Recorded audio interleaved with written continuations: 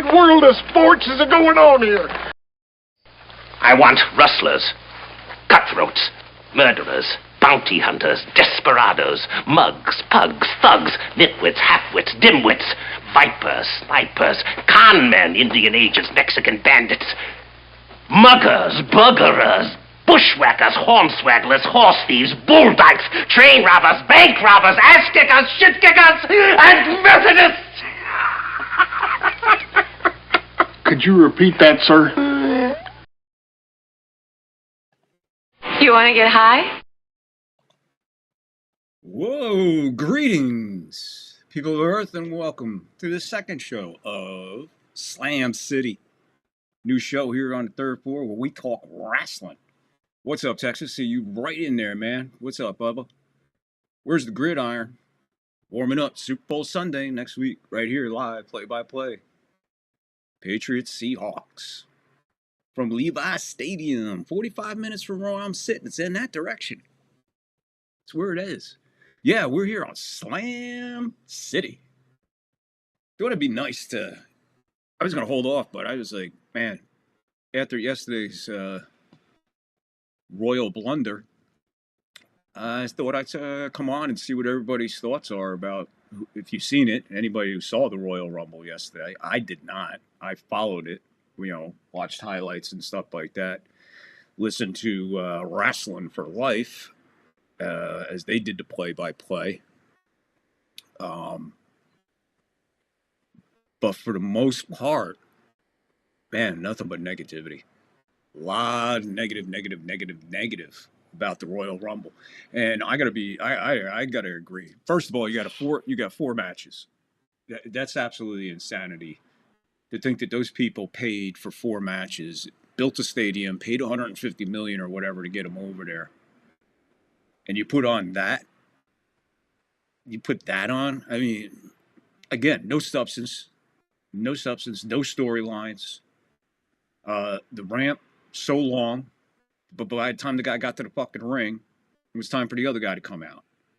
They botched camera, or they botched something in the ring with Brock Lesnar. He gets knocked out. There ain't even a pop. Man, WWE is in serious trouble as far as creative storylines. They are not short of talent by any means. They're so loaded with fucking talent, and this is what we get. This is why, people ain't paying all this stuff. They're watching on fucking social media, and I don't blame them, man. You're going to pay all that money to watch that pay-per-view yesterday, which was absolute garbage. Absolute garbage. It looked more theater than it did wrestling. There was so little wrestling. Women's Royal Rumble, I really don't care. I'm not even in. I can care less about the women's division, to be honest with you. Just... to me, these are gymnasts. That's all they are. Everything is so freaking choreographed with the women. Everything just looks so fucking phony. So, I'm not big on the women. So, whatever the women did, God bless them. Hey, they did this, they did that, blah, blah, blah, blah. The thing with the women's, too predictable. I'm not even following that deep in the women's division, but I was like, yeah, I know who's going to win. And we'll get to it with the Roman Reigns. And I'd love to hear your guys' opinion on Roman Reigns winning a Royal Rumble. I don't get it, man. I don't get it. Guys are on that roster all year, working every week, doing everything, putting in the work, putting in the travel. This guy comes around every once in a while for fucking lunch, and they put him right on the fucking top. Look, if your medical health condition is limiting you to that much that you can't perform in the ring, you don't deserve a push. 2, maybe you should find another career within wrestling and get out of the ring. Okay, you want a storyline? How about we top off Gunther against Roman at WrestleMania, and Gunther retires him.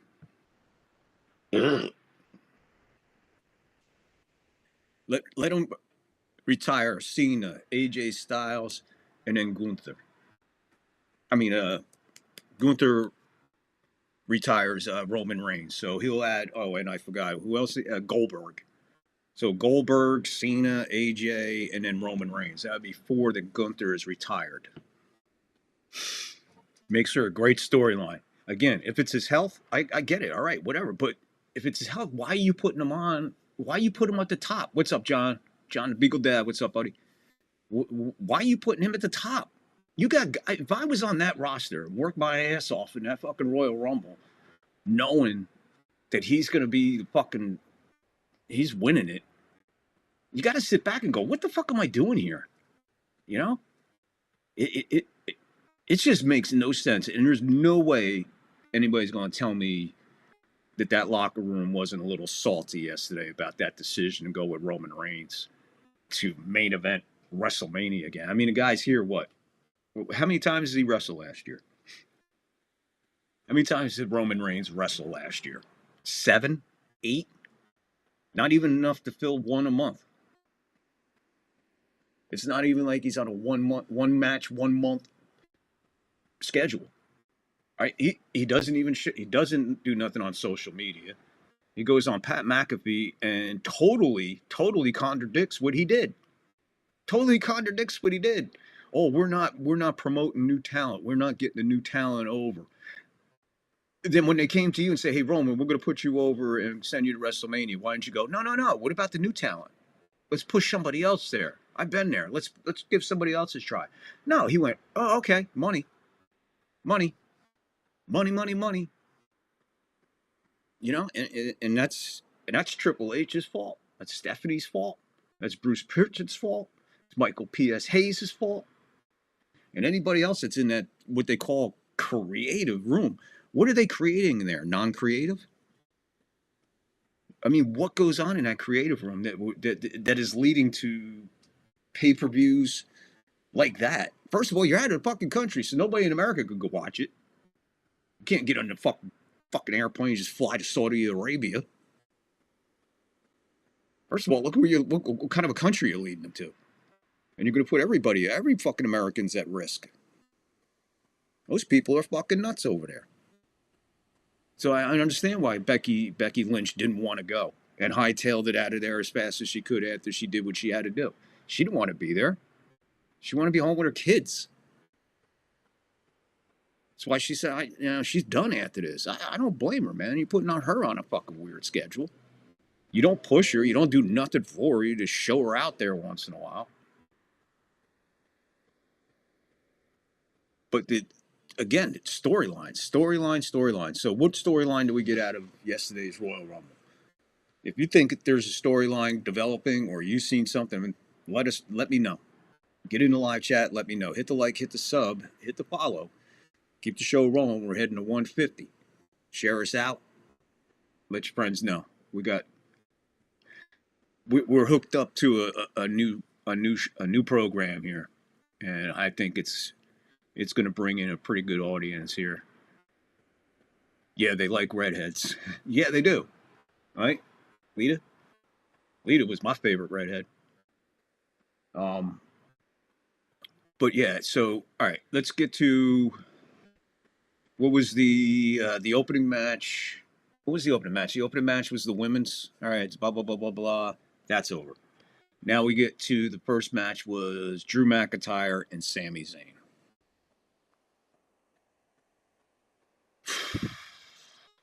Okay, again,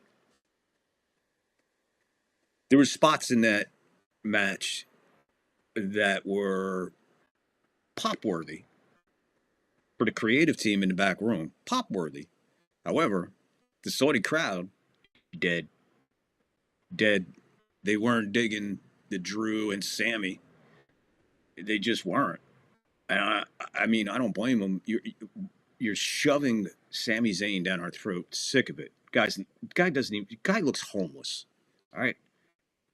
If that was his character, he's doing a great fucking job. But still, I don't know. I don't think he's a good worker. I think he's pretty sloppy, to be honest with you. I get he's really loves wrestling. That doesn't matter. I love wrestling. I'm not fucking flying off the top rope. But for a guy like Sami Zayn getting all these pushes, like so you built him up. Remember the Fatal Four-Way they had on the SmackDown for him to get there? The 3 cats that he beat? Then he goes over there and gets embarrassed by Drew. Like, boom, there's the end of the storyline. The storyline had almost had 2 sentences connected to it. Instead, you just get Drew in a Sammy beatdown. I haven't seen the whole match. I just seen maybe 2 minutes worth of clips of it. That was plenty for me. Then we move on to a pretty interesting one. This one I want to watch all the way through. I've seen clips, but I don't know. I don't know if clips does this justice. I really don't. And what I'm talking about is AJ Styles sent packing courtesy of Gunther. First of all, AJ's not done. Let's just be honest with ourselves. We know he's just done in the WWE. The man's life. He's going to do whatever he wants. Plain and simple. What I think happened here is AJ seen what they did to Mr. Cena on his retirement tour for a year. And he's like, fuck that. I'm out. January, Royal Rumble, retire me. I'm done.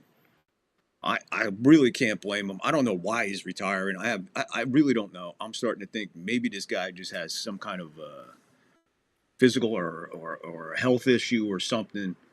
From the looks of it, he's got plenty in the tank, but maybe he's just had enough, man, and wants to be with his family.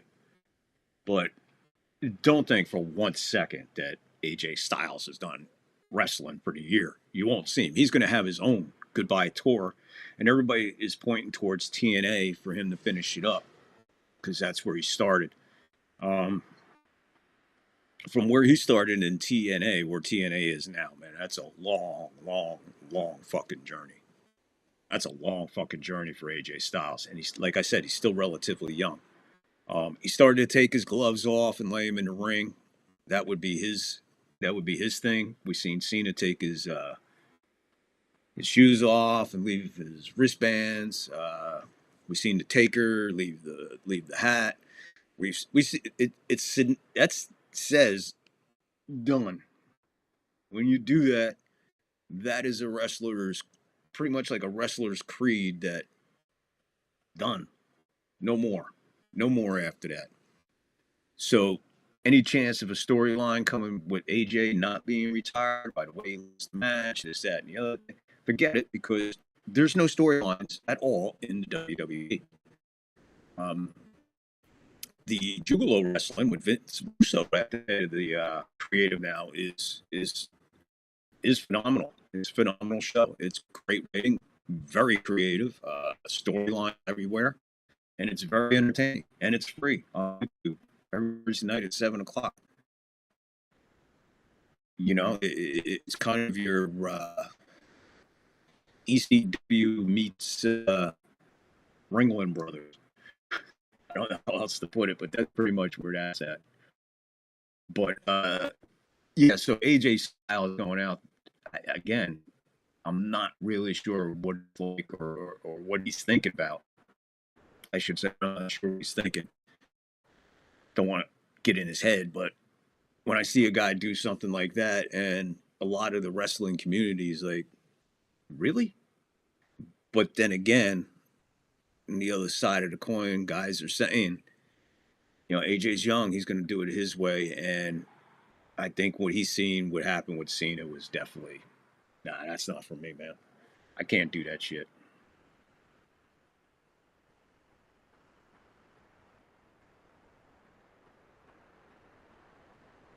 So yeah, Texas, I hear you. They like redheads. I like redheads.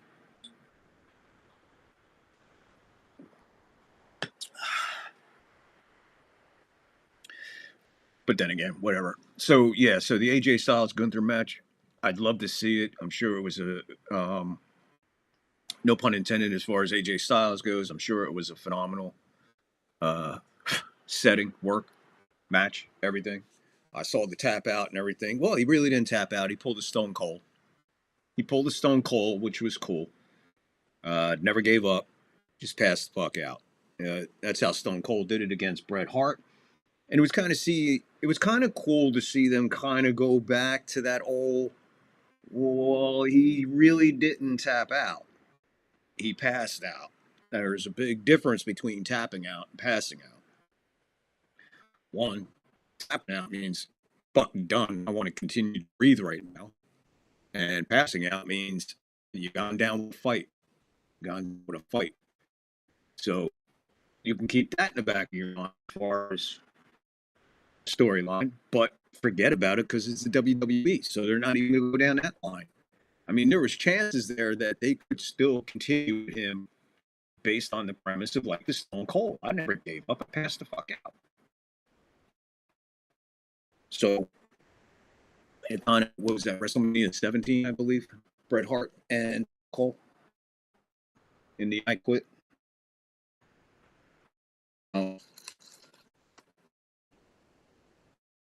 As you see in there in the beginning when I was screwing around, I thought it was pretty funny, but yeah, street fight. Street fights used to be good. Remember the Hollywood fight with Goldust and Roddy Piper? WrestleMania. I don't even remember what WrestleMania was. WrestleMania goes Hollywood. I forget what year that was.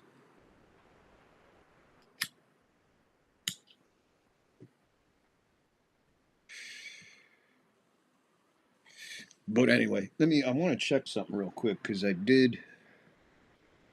Let me just check something real quick here. Hold on.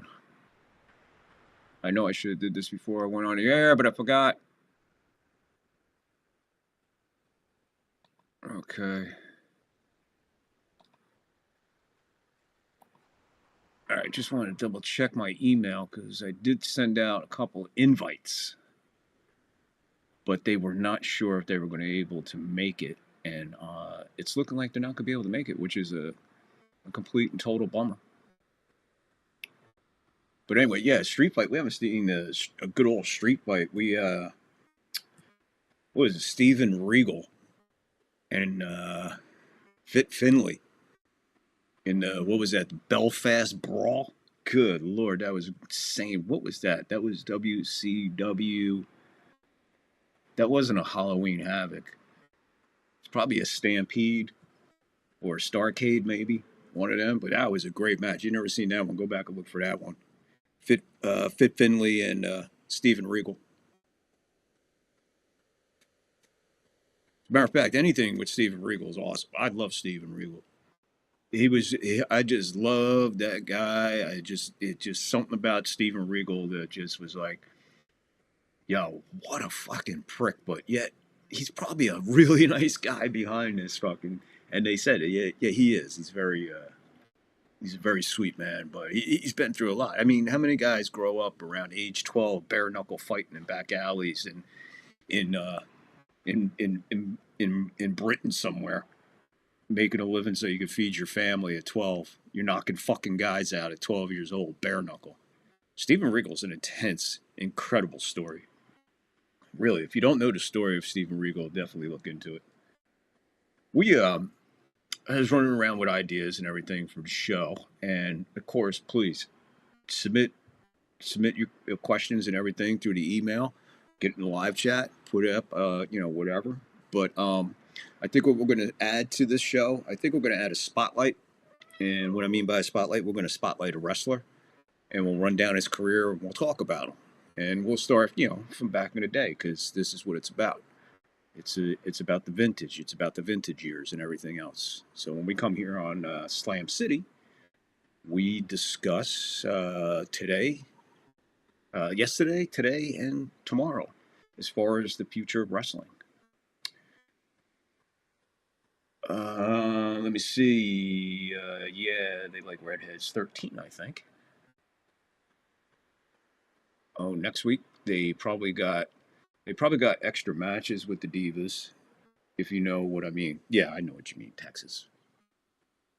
That's the scary part, Texas. I do know what you mean.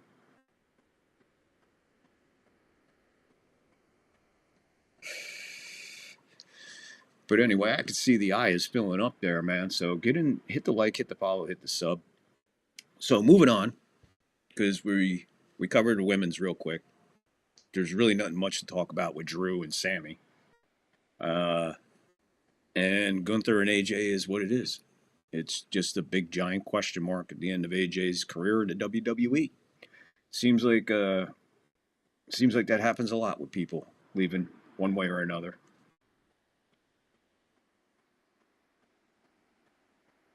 But anyway, we'll move on to the men's rumble. Now, the men's rumble seemed pretty interesting the way it was going to start, but it never got started because we had a masked man run in.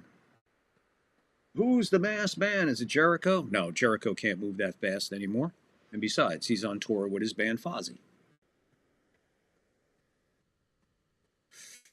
They're probably in a bar in Montreal near you right now.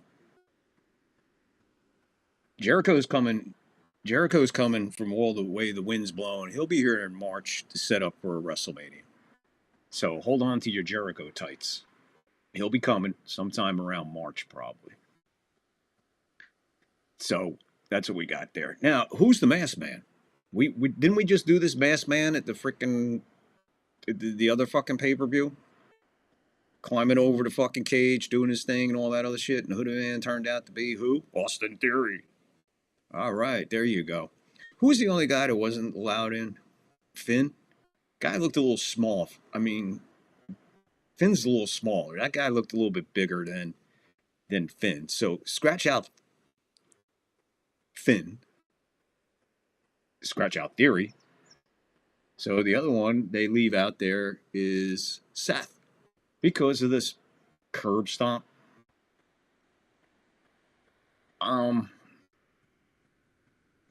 Okay. You want to start it that way where Braun doesn't even make it into the ring. So you think back, well, is it Seth seeking revenge on Braun? Why would he do that? You know, what's the story with Seth? I wish the story with Seth is that he'd get in a match with Gunther and he'd be retired and just move on. Because I'm really sick of Seth Rollins. I'm sick of Roman Reigns. And to be honest with you, I'm starting to get sick of Cody Rhodes. Cody Rhodes is becoming dull and boring. It's hard to believe that Dusty Rhodes' blood is in that kid as far as promos go. You get tired of it, man. You get tired of it. And then Roman Reigns just walks out of nowhere, gets in the Royal Rumble, and wins it. And why is Gunther in the Royal Rumble, number 30? Why is that? Where was this a big? We always get a big surprise. There's no fucking surprises.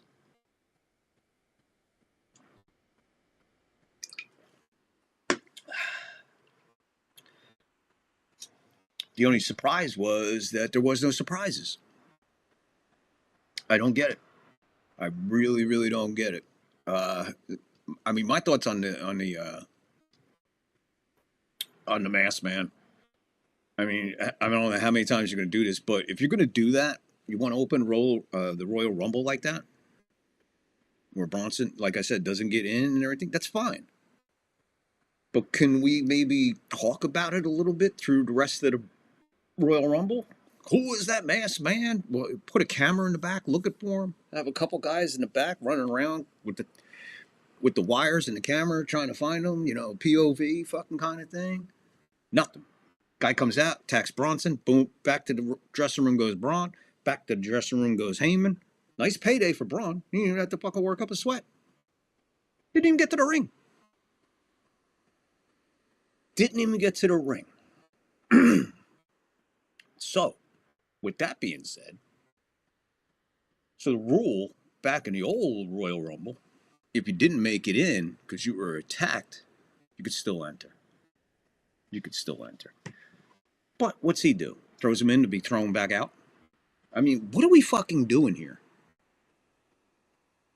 30 guys, no stories. 30 guys, just one after another. Who? What? Why is he here? Who's that? What's this? What's that? WWE, way too many mistakes yesterday. Way too many mistakes. And like I said, first one, the Women's Royal Rumble, to me, it's a waste of an hour. It's just a waste of an hour, unless you like seeing the fucking asses and tits bouncing all over the fucking place. God bless you, whatever. I don't watch wrestling for that. I watch wrestling for wrestling. And right now, you ain't getting the wrestling. AEW is just like, fucking, why don't you just go into the ring with a gun and shoot the other guy? That's the only thing you haven't done in AEW is shoot somebody. Is that next? Is that going to be the money grab? Because all there is blood all over the place in AEW. And again, whatever storylines they got going there, you can't follow because they make no sense when they hit the ring. So I don't know what's going on. But like I said, Juggalo Wrestling with Vince Russo right now is probably the hottest out there. Probably the hottest, fastest growing wrestling organization out there right now. And Violent J handing Vince Russo the reins, fucking brilliant move. And with Big Al in there and a couple other guys, Mr. Anderson, Bobby Roode, you know, they got a nice roster. They really do. And I'm enjoying the cocaine guy, the cocaine character. He was trying to do a variation of Kane, but he got too close to the original Kane. So he just put KO in front of Kane. So KOKANE, cocaine. Pretty inventive. And he's a madman.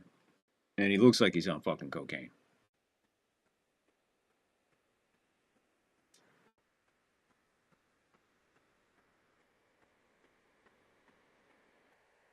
So, yeah, guys. So if you're watching out there, man, you haven't subbed yet, please hit the like, hit the follow, hit the sub.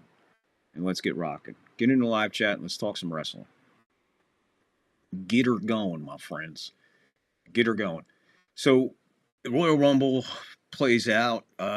Came down to, what was it, Logan Paul, Roman Reigns, Gunther, and I can't even remember who the fourth guy was. Just can't remember. And then one by one, and then Reigns is there throwing Gunther out. You're pushing Gunther like a freaking, like a Terminator. Goldberg, Cena, AJ, all retired, tapping out. Put him in a Royal Rumble, he goes over the top rope. For Roman Reigns. Maybe Gunther was 30 because Gunther was the only wrestler willing to do that for Roman. My thoughts, my feelings. That the fucking locker room has had about as much of fucking Roman Reigns as the fucking fans have. So maybe whoever was supposed to be number 30 knew that that's going to be the out for Roman Reigns, said, fuck that. And then here they are stuck with position 30. Maybe when they were at 27, 28, 29, they went, Gunther's over there. Gunther, want to go in? What do I got to do? Just work with Roman, who's going to throw you over the top rope. Okay. Again, no thought to the storyline of Gunther. And what fucking sense does it make of Roman eliminating Gunther? Roman Reigns does not need the push of Gunther going over the top rope.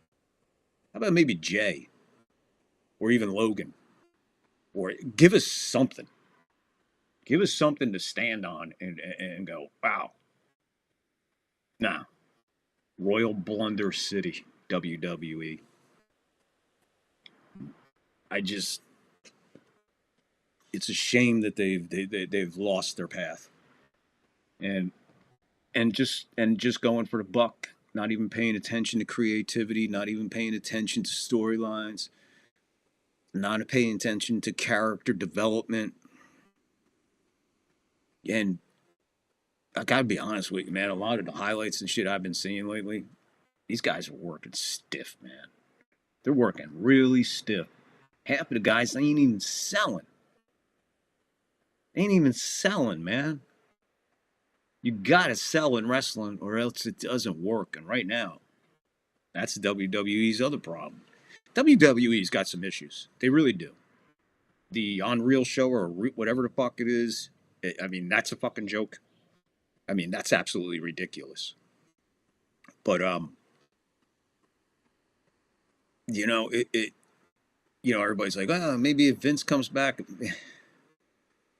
Look, Vince comes back. The times have passed Vince now. He's been out of it too long.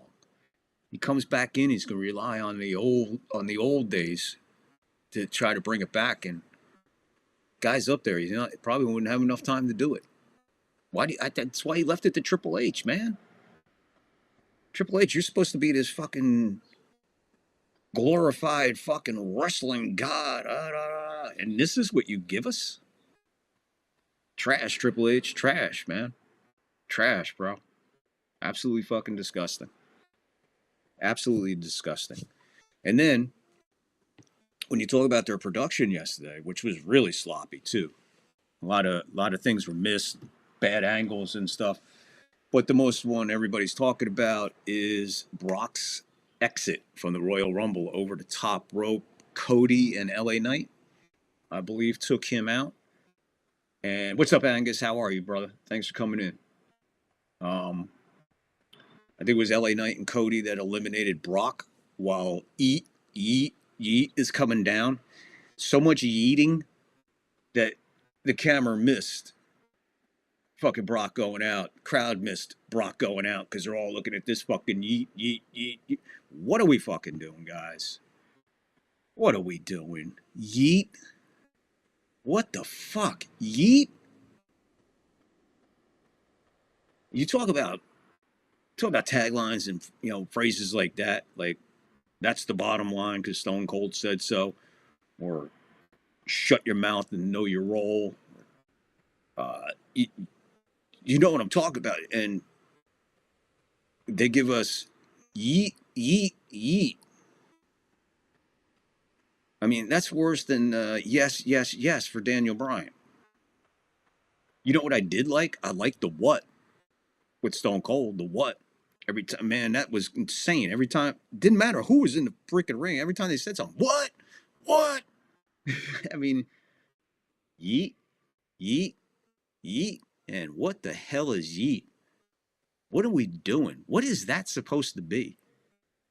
And why do we have these big, super spectacular entrances to the Royal Rumble that has a clock running? Like I said, they had the fucking ramp halfway back to America. By the time the guy got there, it was time for the next guy to start his way down. So the ring never got fucking Royal Rumble. Instead, it was just blunder. You can't even get the guys in the ring on time. No, they're going to come down there and go, yeet. Fucking yeet my fucking balls. Yeet this. Again, and would it plays good to? Oh, it plays good to the Mark who wants to sing along to Cody Road. I mean, what are we doing, people? I mean, it's not Sexy Boy. It's not Real American. It's yeet. Here's your yeet. What the fuck is yeet? Never understood that noise. Angus, that's my point. What is yeet? And there's yeet. What is that? What the? It's just, and not for nothing, man. Not for nothing. But Jey Uso and the Usos, I'm fucking done with them, man. I don't know what these clowns are doing, man. It's more pageantry and this and that. You are supposed to be a Samoan, an Islander, a guy that hangs from a fucking tree by his fucking toes, cracks coconuts with his head. You're fish bare hands. You know what I mean? You're an Islander. You're a Samoan. Act like one. Yeet. Sounds like a door, right? Go to your closet, open your door. Yeet. Right? So Jey Uso, basically a closet door. Go back in the closet, shut the door, and stay away. Really, Jey Uso, care less. Any of the Usos, care less. Done with fucking Roman Reigns. I just want a story to follow. Give me one story that lasts like a month. There was no build up to the Royal Rumble. Think back at the old Royal Rumble days. Think back. For every guy in the Royal Rumble back then as a heel, probably had about four things going with four baby faces, and then baby faces definitely had things. So they promoted, when I get in the ring, blah blah blah blah, and then I'm coming for you. This one, where are those backstage promos? Where is Mean Gene getting ready to talk to Brutus Beefcake before he goes out? Or where's Tony Schiavone talking to Ric Flair before he goes out? Where are those old locker room the old, bring it. That adds to the story even more than the story. The setting behind.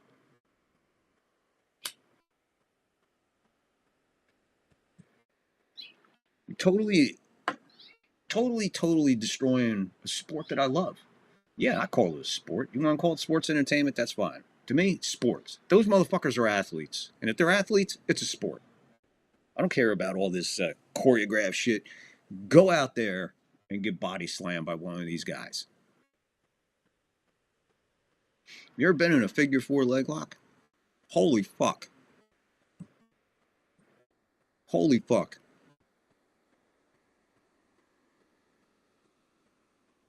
Sleeper? Had it put on me by my buddy Robert, fucking around. Thinking we're cool. Puts me in a sleeper hold. Next thing you know, he thought he killed me.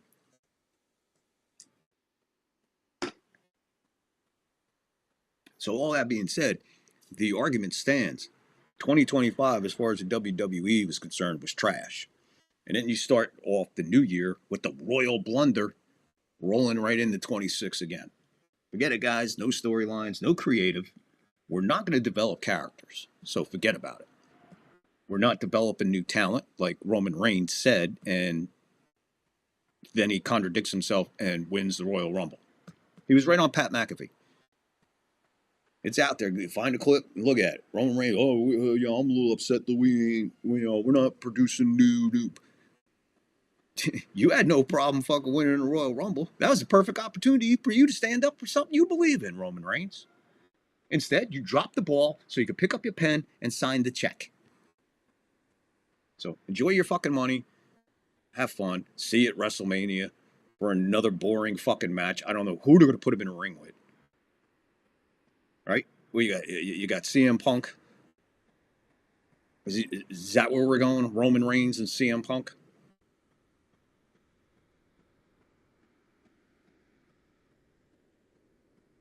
Because we're going to go Roman Reigns and Drew McIntyre?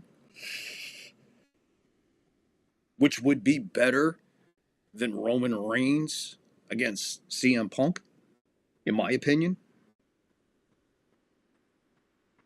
But I don't even want Roman Reigns involved in that main event on either night for either championship. You want to give Roman Reigns a belt? Why you give him a belt? So he could hang out and just show up every other month? Come out, do a promo on Monday Night Raw, and then where's the champ? Oh, I don't know. You're around here somewhere. And we'll be back in 3-4 weeks.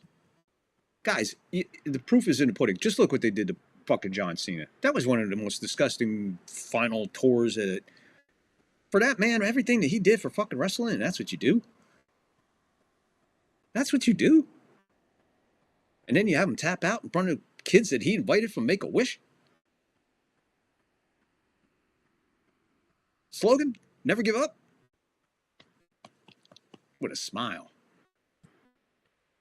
That's not creative, man. That's just, all right, that's it. Let's go. End of the day. No different than you checking out from work.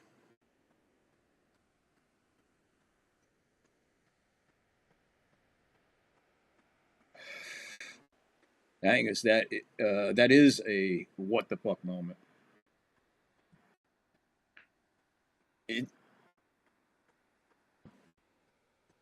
Wrestling is probably the only sport that you don't have to veer away from the past. The only difference is the locker rooms would be newer. during the interview backstage or in the alley backstage, anywhere, anywhere. Just put a microphone in somebody's hand and go back and interview them. And don't make it look like I'm reading off a cue card. That's the other thing. Who can cut a fucking promo nowadays? Cody Rhodes can't cut a fucking promo, which is absolutely astonishing to me. It makes me think that maybe his mother should have had a DNA test to see if fucking Cody really was Dusty's. Because I'll tell you what, you can say what you want, but Goldust, Cody's brother, Dustin, spitting image of Dusty. Spitting image of Dusty. Work like Dusty. Promoed like Dusty. Creative like Dusty. Goldust is one of the greatest fucking characters ever. Ever. We couldn't wait for fucking Goldust to show up on Monday Night Raw. With Terry coming out smoking a cigar in a tight fucking gold dress. And he's parading around in a gold robe with the blonde hair and the painted. That is fucking creative, man. That's creative. And you could build a storyline of all that stuff. Cody Rhodes. He's a sing-along. He's a fucking sing-along.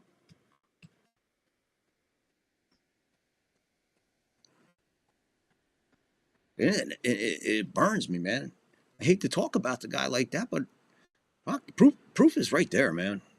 And again, right here on the third floor, no matter what the show, we tell it like it is. It's our opinion. We're pretty good at our own opinion. That's what the live chat's for. If you disagree with me, we're fine. We're fucking human beings. We could talk about it. We could talk about it. Cody Rhodes is your man. Man, stand by him. Whatever. But ask yourself those questions that I just pointed out. How do we get away from that? How do you lose Dusty Rhodes as your dad? God, man, it's just stupid. Stupid. I'm trying to think off the top of my head who can cut a promo. Now, Braun's getting better. Logan Paul's a master at it because he's been at it so long. And that's why I'm really high on Logan Paul. People are like, oh, fucking Logan Paul. Logan Paul is the next Shawn Michaels. This is Shawn Michaels 2.0. Maybe 3.0, 4.0. He's Shawn Michaels. And the WWE cannot let that fucking slip by him. Because somewhere along the line, this Logan Paul is going to be the face of the WWE. Again, another guy who, if you don't think so, he's earned it. And a lot of the new school fans of wrestling don't realize that. They just think, hey, because he's over on the fans, like, here you go. Negative. You earned it, bro. It was an honor to get in there and wrestle Bruno Sammartino for Worldwide Wrestling Federation title. Whether you're superstar Billy Graham, Ivan Koloff, doesn't matter. Stan the Man Stasiak, doesn't fucking matter. Those guys cut their teeth to get to that spot. Same thing when they wrestled Backlund. Only thing they found out when they were wrestling Backlund, they were wrestling fucking Backlund. Now, shit is it's just down the fucking tubes. Seriously.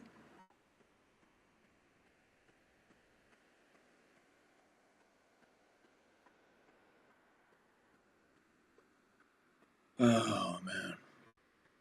So, when I'm talking old school and this and that, just the arena theme, the announcer, Here, check this out. See if you know who this kid is. See if you know who this kid is sitting ringside. Let me know in the chat if you know who this is sitting ringside. Go. And his partner from Washington, D.C., weighing 250 pounds, Rocky Johnson. Rocky Johnson, without a doubt, one of the long-time favorites in the World Wrestling Federation, and he and Tony Atlas are targets somewhat.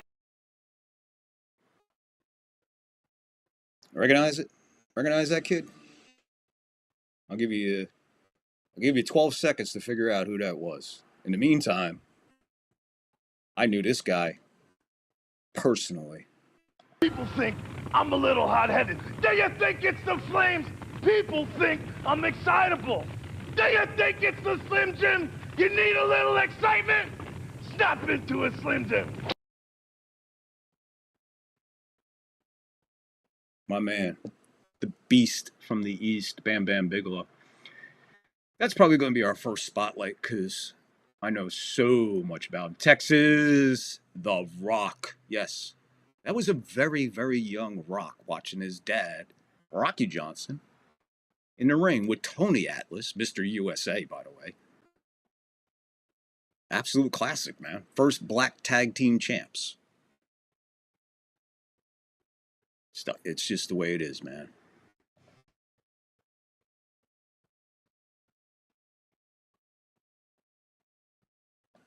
Henry, will you please see what those boys are up to?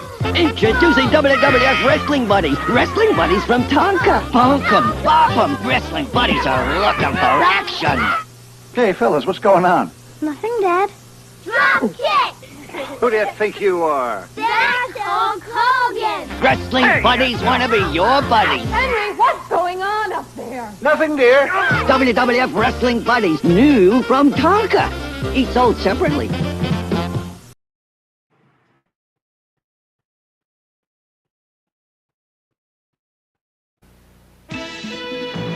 Loose falling shoes feel like wings for your feet, and with wings on your feet, you can fly. I'm Terry Bradshaw, and I hate to run, but not running is worse. So if I've got to run, it's going to be in the most comfortable shoes I can find. Spalding. They do for my feet what the Pittsburgh receivers have done for my arms. Feet that feel good.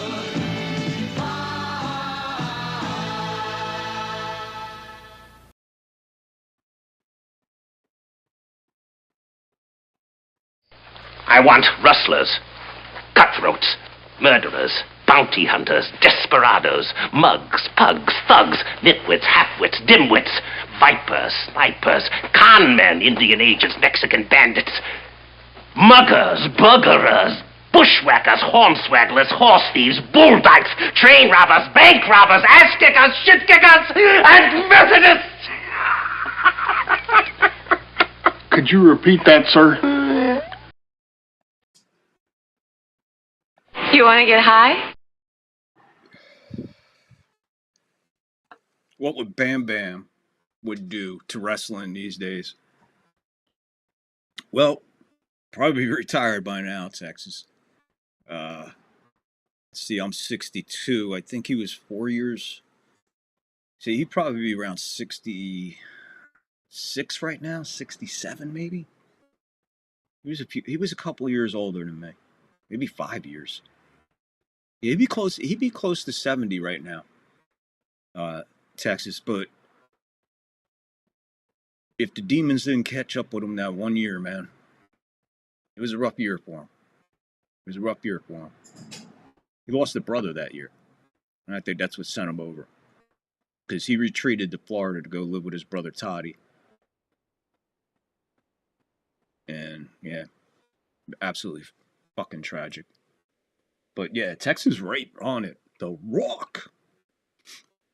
But you could just in a taste of all that, you could just feel how it used to be, and compared to like today's,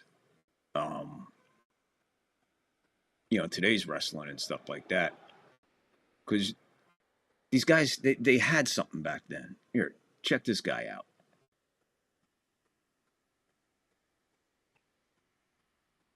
Sting, J.D.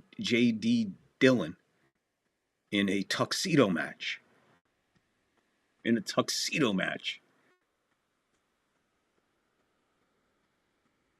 when I talk about selling, like a lot of these wrestlers today, they don't know how to sell. They just refuse to sell or whatever. But this is selling.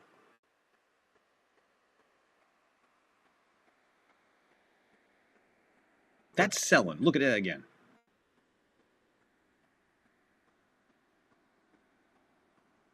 That's how you sell. Now, when it gets like pushed to the, when you get those big hardcore guys of the old days, they just don't make them like that anymore. They just don't. Check this out.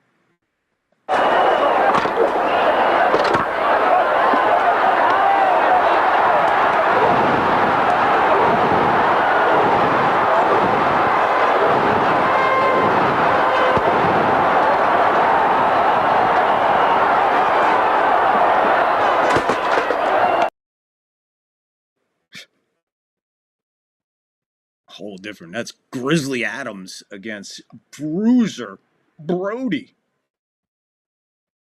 down in Puerto Rico a couple of years before he was murdered there, Bruiser Brody. But that's selling, man. You can do it, man. Big old motherfuckers running around that ring, swinging chairs and 2x4s. That's a real 2x4 he was swinging there, man. It was no hacksaw Jim Duggan 2x4. Texas, no, I'm saying, what would he do to these guys if you, oh, let me tell you something, man. Bam Bam earned respect in the ring early on. I remember shortly before he went to that amazing Survivor Series to kick it off, and they partnered him with Hulk Hogan's team, going up against Andre the Giant, and finding out that him and Andre would be the last two in the ring for that Survivor Series. You know, I'll never forget when he was telling us that night.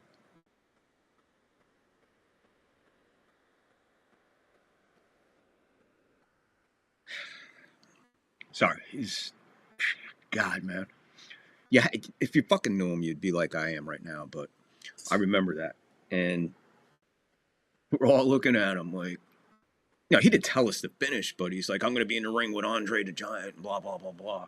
You know, he didn't tell us what was going to happen, but he was stoked, and he earned it. They seen his fucking films and stuff, ECW days and all that other fun stuff. And they knew they had a main eventer. And he got a tremendous push on Saturdays when we used to watch the All Stars Wrestling, or, you know, Wrestling Challenge. And he was every bit as bad as they can come on the planet. As gentle as a teddy bear, but would rip you to shreds like a grizzly bear. That's the best way I could put it for him. An amazing human being.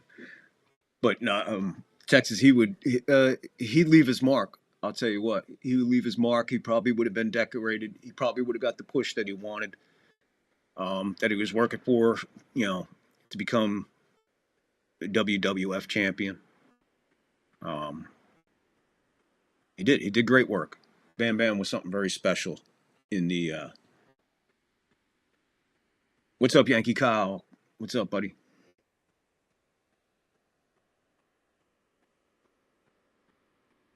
Now, Bam Bam wasn't officially the first Bam Bam in wrestling. The first Bam Bam in professional wrestling was Terry Bam Bam Gordy of the Fabulous Freebirds, Michael P.S. Hayes and company.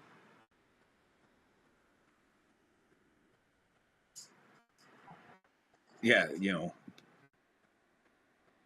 again, I guess when, I'm not going to say when wrestling really took a fucking dive off of the cliff, because it didn't. When it went off the cliff, it flew, it soared. When the territories were falling one by one by one by one and getting bought out by McMahon. I'm not going to say that hurt wrestling, but it definitely left a mark, because some guys knew they weren't WWF material. You know, some of them were just not built the way Vince wanted guys. You know, Vince wanted the big, giant, muscular guys. occasional little guy, but depends. It really, really, really depends. Lockport, what's up, boy? What's up, Lockport? Bam Bam was awesome. That fight with LT was only good because Bam Bam could work. Absolutely. And uh, he told us when when they were doing all that together, and he was working with Lawrence and getting the match together or whatever back or whatever. Um, he said LT was just nonstop, man. He was just hysterical, and he's just like, no, hit me. I want you to hit me. And Bam Bam kept telling him, I don't want you to hit me. I don't want you to hit me. I'm not going to hit you. I'm not going to hit you. He's like, no, hit me. So, yeah, Bam Bam gave him one. Bam Bam laid one on LT, courtesy of LT saying, go ahead. But absolutely. And you know what? For the most part, that wasn't a bad match. And again, a super highlight in Bam Bam's, historical run in his career. But on a personal level, he always said his greatest honor was working with Hulk Hogan. And that says it all. Now they're together again. Yankee Kyle, Eddie Guerrero was great. Eddie. Man, Eddie was heel personified. Eddie was heel like 90.0. Eddie Guerrero was, again, you're not going to have another Eddie Guerrero. I'm sorry. You just can't have that mind and expect it to be in somebody else as far as the creative, the moves and everything. Lie, steal, cheat, steal, whatever it was. Eddie Guerrero was absolutely one of my favorites to watch. Absolutely one of my favorites to watch. And that match with him and Benoit, I mean, the match with Eddie Guerrero and Chris Benoit is basically opening a textbook of how to tell a story while in the ring, how to work the story, how to work the crowd, how to do everything to perfection. And that match, in my estimation, is one of the very few perfection matches out there. You haven't seen it, man. I don't know what you're doing. It's kind of hard to call you a wrestling fan if you haven't seen that one, man. Because that is definitely one that went over massively. I think that match has got to be in everybody's top 5, top 10 of all time. Amongst the older guys that, would talk about matches that were super special, whether they were in them or not. But again, Eddie Guerrero, another tragic loss, man. I mean, again, that's the time, man. It's the time. They couldn't say I'm hurt. Because they say I'm hurt, they lose their spot and go right back to the bottom. Today, the guy's like, I'm hurt. All right. Let us know when you're ready. Take your time. No big deal. We're only a wrestling company. We'll get away. We'll be all right without you until you come back.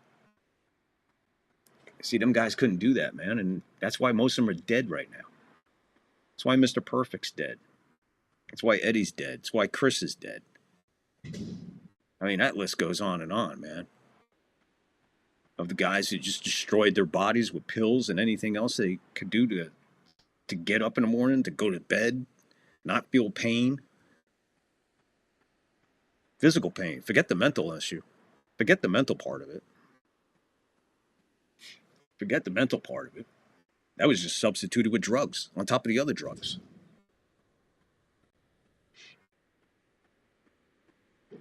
Lockport, I love the Bam Bam story about Andre shitting tequila and chlamydia juice on Bad News Brown's chest. Yeah, that was one of the... it was one of the more...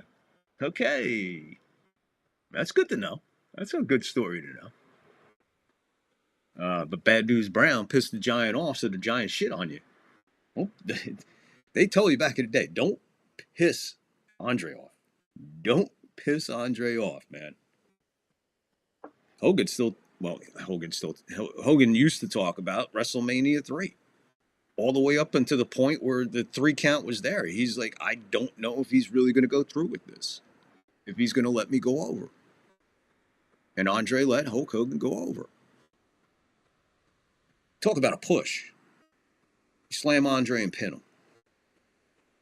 That's a push. And that's a wrestler that don't need any more of a push, but now you're like, holy shit, he beat fucking Andre. Oh my God. This guy's even better than I fucking thought. Where does it go from here? Storyline, creative, willing to work, willing to sell. Right? Sell.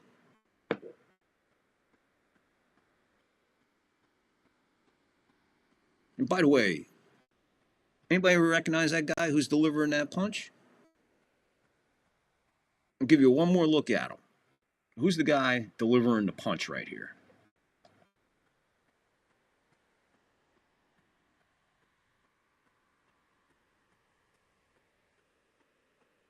Texas, I'll give you a couple seconds to see if you know.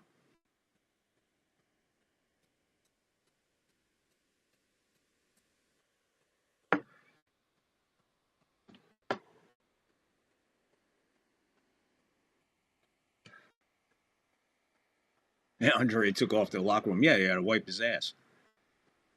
All right. One more time.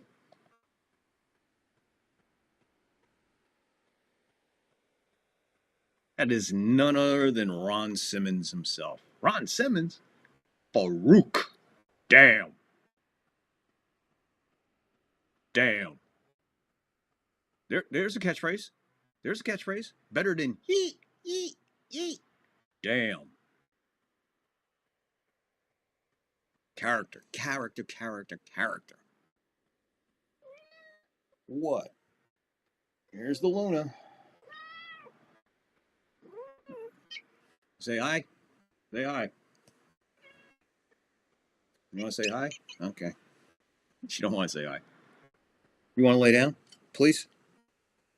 You could do that in the window. Okay, you good? All right. All right, she's good now. What just happened? I walked in. Oh, the puncher. Yeah, I gave it away already, but here's another look at him. Ron Simmons, Farouk. And I only get a quick glimpse of the guy, and I think that might have been J.D. Dillon. But yeah, there you go. So again, going back to all that, the Andre taking off after he shit on Bad News Brown to the locker room. And Texas just catching up. There you go. So, all right, guys, see what's happening here. Anybody got anything to talk about? Wrestling, anything? Let's go. Get in the live chat. These guys are tearing it up. They're commenting. Eye is full. I see the eye up there. Hit the like, hit the sub while you're in that eye. If you're not subbed, sub now, please. Takes a second. Hit the like while you're there. That takes another second. So in 2 seconds, you subbed and you liked. And you're helping us go to 150. We're on our way to 150. Help us get there. The Undertaker wrestled with a broken ankle. There you go. When was that, Yankee Kyle? Do you remember when that was? What year it was? Or Texas. Was that during his issue with the Horsemen? Yes, yeah, absolutely. That's where that's from. So that's why I think that's J.D. Dillon. That's why I think that's who that is. Because you get a glimpse of his face real quick, and he has that high kind of blonde hair, and he looks like that was built like him. And he was a little he was more active back then too, as a manager and a wrestler. Because I think Ron Simmons won a stipulation match that he would get J.D. Dillon for like 5 minutes or 10 minutes or something like that. It was one of those. 1998 versus Mankind. Wow. All right. I didn't know that. Wow, I didn't know that. 98. Broken ankle. Wrestling Mankind. That must have been fun. Trying to wrestle him with a broken ankle. Let's see what's going on here.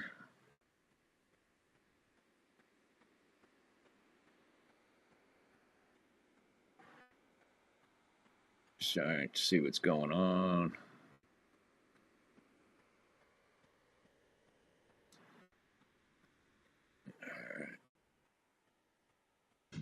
Stuff's acting goofy. My bad. Get right back to it. There we go. Angus, good evening, brother. Yankee Kyle. Angus, hey, Lockport and Yankee Kyle. Glad you guys are in here hanging out, man. It's always fun to have you boys in here. Lockport, Angus, Yankee Kyle, Coop. So, again, guys, thoughts on the Royal Blunder, Royal Rumble, whatever you want to call it. Botched moves, missed camera angles, yeet, yeet, yeet. Brock going out, nobody knew it. Texas, WWE needs Jericho. Yeah, early on in the open in Texas, I opened up. From the inside sources, right now Jericho is on tour with Fozzy somewhere in Canada, and he is scheduled for sometime in March to build up for WrestleMania. So look for Jericho somewhere, probably on a Raw, on a March night.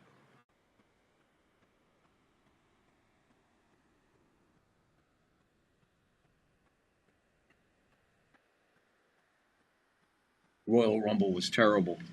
Yeah, I mean, I didn't watch it. I did not watch it because I am not paying that ESPN money for that. And I'm not doing it no more, man. I can't pay for all these different subscriptions, man. It's insanity. So I do what everybody else does, wait till it's over, and just look at the social media videos. Or what I was doing, I had Rasslin for life on. That's was it DK White and Big Nick, Rasslin for life. Those guys are really good, and they cover all of wrestling, a whole bunch of wrestling. And then last night, what I did is I waited because it's entertaining, and I knew it was going to be super entertaining because I was like, he has to be on the exact same mind that I am about this Rumble. And that was JD from New York.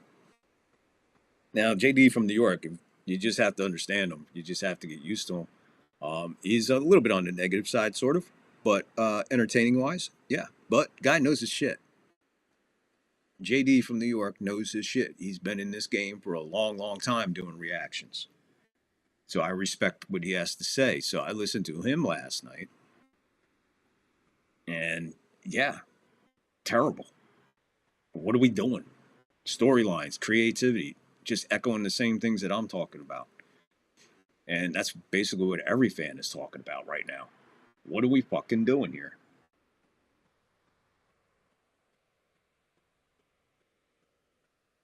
Yeah, AI had him pick to win the Rumble. They're really pushing for Gunther to best of all time. I couldn't believe he drew number 30 and was last eliminated. I don't know if you were here earlier, but my theory behind him being number 30, because we're always used to a big surprise, especially number 30. But when Gunther came out, it wasn't a pop or anything. And I'm kind of thinking that he was the only one willing to work for Roman and do that. I don't think the guys in the back appreciate the fact that Roman Reigns was scheduled to win the Royal Rumble. I think guys are like, fuck that, man. I'm back here fucking every week. I'm on Raw every week.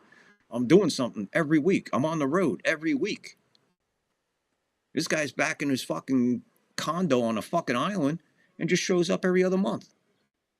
And then you take him and propel him to the main event in WrestleMania? Is absolutely ludicrous. It's stupid. It's dumb. Boring. Been there. Done it. Give us a new fucking face in WrestleMania. You had a chance with Braun. Instead, you don't even let Braun get to the fucking... He doesn't even get to the ring. And another masked man. Oh, this time it's Seth. This time it's Seth. Last time was Austin Theory. This time it's Seth. Because of the curb stomp. Again, if you're going to do that, you know what? After the curb stop and all that, take the fucking mask off. Because you're not going to give us a story about who you are. Because as soon as you left the area after attacking Braun, nobody talked about you for the rest of the night. They're just going on with our scripted business. No reason Sami Zayn should have been on the card either. That's as dumb as it comes, bro. That's as dumb, stupid as it comes. Sami Zayn wins a fatal four-way. And I forget who he was up against in that fucking...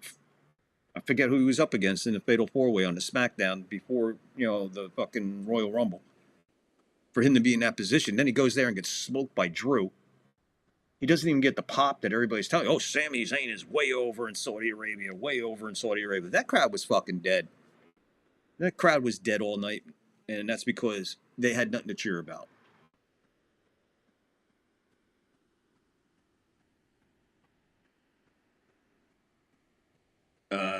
Did you reach out to that channel I sent you a link to? Yeah, I went over there. I subbed. Dropped a comment. I haven't heard back. They should have debuted an Arab attorney. They have one. Didn't they have one?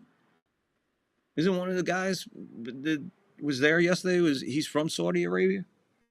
He was in there. And had him win. There you go. Vic, what's your thoughts about LA Knight? I get the hate he gets for being Stone Cold 2.0, but I like him. Not sure why he can't get a push. He can't get a push because Triple H don't like him. Apparently they got heat between them. LA Knight.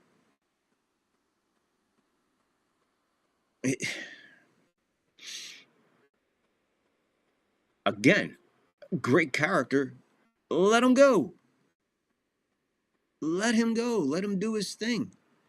But Triple H has got a bug up his ass about LA Knight. He was involved in a botch move or something. But you're going to single him out on all the sloppy fucking wrestling we've been seeing? The girls can't put a fucking match together without it looking like, okay, I got you. Okay. So scripted and fucking choreographed beyond belief with the women. It's fucking it's insanity. And then you get a guy like LA Knight, great character. I guess I see where you're going with the Stone Cold comparison, kind of. I think his character is definitely unique, but I think he's one of those wrestlers where he's got to be involved in the creative about what he's going to do. And I think they just totally eliminate him from all fucking speech about what's going to happen. They just hand him the thing and say, go do it. And he's just like, I'm getting paid, so I might as well fucking do it. And then when he fucks up, he gets singled out. And that's because Triple H has a bug up his ass about LA Knight, whatever it may be. LA Knight, he's one of the best guys giving a promo right now. I spoke earlier, like, who can cut a fucking promo? Nobody. But, yeah, LA Knight won. Braun's getting a little bit better. Logan Paul.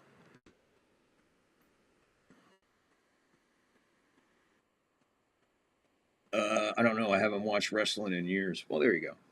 You ain't missed none. For the most part. I got you. LA Knight can give some good promos. Without a doubt. One of the best in the business. One of the best in the business. But, Lockport, ask yourself this. How often is he cutting a promo? How often? He's hardly ever on TV. And when he is, it's stupidity beyond belief. And you're just like, look at this great character going fucking nowhere. Absolutely going nowhere. And LA Knight is a frustrating wrestler for me. I think the guy deserves a belt. The guy should be, more over than he is. He's as over and surviving in the WWE as any wrestler I've seen on his own. Based on his own with zero help from the company. Almost all these other companies, no matter how shitty they are, they're behind their wrestlers and help them get to the elevation that they deserve. This guy's way behind schedule as far as getting what he deserves. And as far as Triple H is in charge, I don't think LA Knight's going to go anywhere than just a stale character that we'll look back on and go, man, they missed the boat with him. Because he's a great wrestler, insane worker, great seller, great promo, great body. It just seems like it doesn't matter to Triple H. And the rest of that so-called creative, Bruce Pritchard, I don't know what the fuck happened to that guy. He just, his creative fell out of his head. And his last few podcasts and his thoughts and the way, it's just like, I don't know this Bruce Pritchard. I don't know who this guy is. It's not the Bruce Pritchard of old. You know, I can imagine what it's like with P.S. Hayes now. I mean, those guys are old, man, and so much has passed them by. And they have no idea what they're doing right now. They have no idea what they're doing. It's been eons since I have watched wrestling too, Angus. Lockport, I agree, Vic. The top shit. I agree, Vic. The top shit on LA Knight. LA Knight equals Rico. Rico. Oh, Rico. Rico. That was the Las Vegas or the Nevada State Trooper. He was a real life cop. Rico. Great worker. Fantastic worker.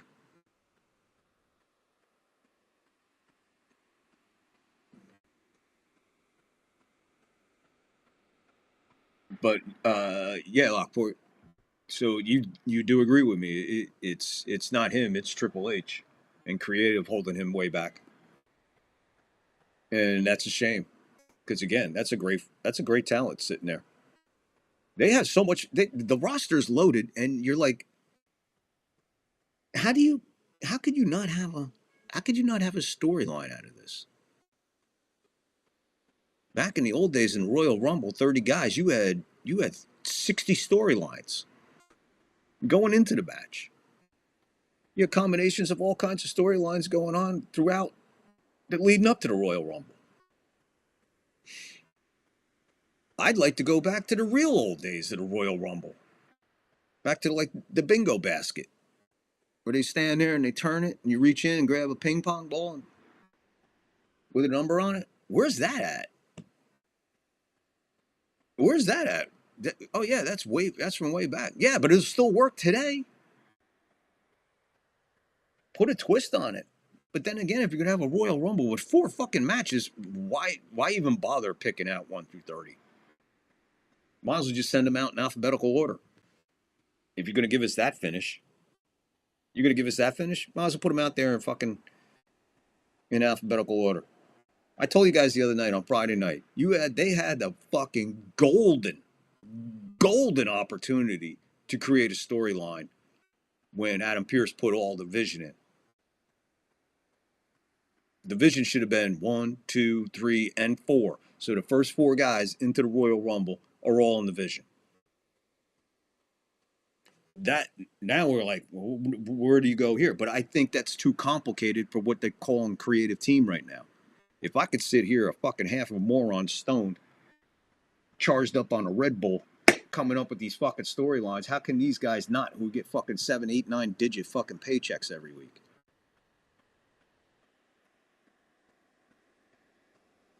Fucking, again, it's just, you're tearing down a sport that doesn't need to be restructured, wrestling is wrestling. Create character, create a story, wrestle. 3 ingredients. And the WWE can't hit one of them. They're more concerned with how many lights do we have? How many banners with our sponsors do we have? How many people in the seats? We didn't even have to pay for this place. They built it for us. They built this place for us. They put all this time and effort in to build this fucking place. Wow, look at this fucking place. 4 matches. 4. Because Bruce Pritchard thinks a 4-match pay-per-view is better than a 10, 12 card. Hey, really? Really? Really, Bruce? Okay. Why is WrestleMania 2 fucking days? Why is WrestleMania 2 fucking days if you only need 4 matches? So WrestleMania should be basically 4 matches. SummerSlam. 2 days for SummerSlam? What are we doing here? 2 days for SummerSlam. What's next? 2 days of Survivor Series, 2 days of Royal Rumble, 2 days of No Way Out, 2 ways out, two backlashes, two everything. 2 of everything. What was once held as, a glorified belt, glorified match, a glorified pay-per-view, gone. Wiped out by the almighty dollar. And now you're talking about taking WrestleMania out of the United States of America, where it was born, and taking it over there. Depriving everybody who works extra hard to pay for a t-shirt for their kid or get a collectible, think about going to a so-called no more house show, but a taping for this, to get there, the transportation, the food. When we get there, we got to buy souvenirs. You got to... I don't know what fucking world you're living in, man, but you're going to deprive all those people who were with you all year here, every show, every this, every that, and you take the biggest event that they have every year for wrestling, and you're going to take it out of the United States and go put it somewhere else for $1. You want to do that? Okay. You want to do that? Well, how about let's do this? Let's turn WrestleMania into a 3-day event. Let's do 3 days of WrestleMania, starting Friday night in London, England. Night 1. Night 2 in Saudi Arabia. Night 3, somewhere in America.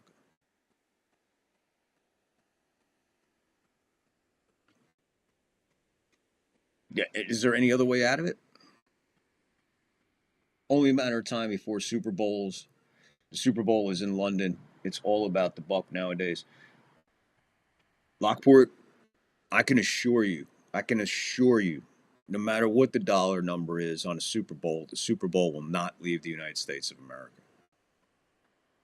They'll move a playoff game before they even think about having the Super Bowl out of the United States. My opinion, I'm just saying, that's the way I think and feel. And I think that the NFL would be like, no. Nope. Negative. Yeah, and then you throw in, not that it matters, but you throw the cost in of security, flights over there, hotels, because they're going to have to spend, the week over there, or, the week before the Super Bowl, press row and all that. You got to set up for that. So them guys are going to be over there adjusting to. I don't see. I don't see the NFL selling out to another country as far as that level of a game.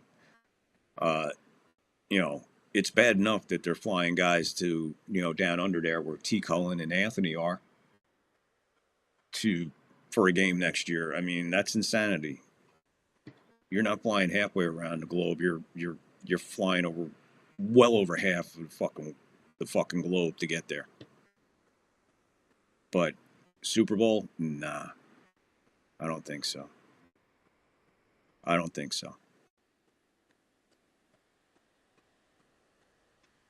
Texas, it's planned to. London or Mexico City. Well, Mexico City makes more sense than fucking London. Yeah, it's a lot more travel, but it's still on the continent. You don't have to fly over a fucking ocean. And who has the fucking money for a Super Bowl ticket plus a flight to London? Well, I know there's people out there, trust me, and those would be the only fucking people flying there. I could rob 2 banks and still not afford to do it. Yeah, I just think that's just a little bit too much, man. Not the Super Bowl. You know, even a playoff game is kind of questionable, but that before the Super Bowl. But there you go. That's my thoughts and feelings on the royal blunder, which I think was just a waste of time, a waste of money, and it's really hard to believe that the people over there are not complaining. But then again, they're not allowed to complain. But I'm sure they're a little frustrated, you know, cursing under their robes.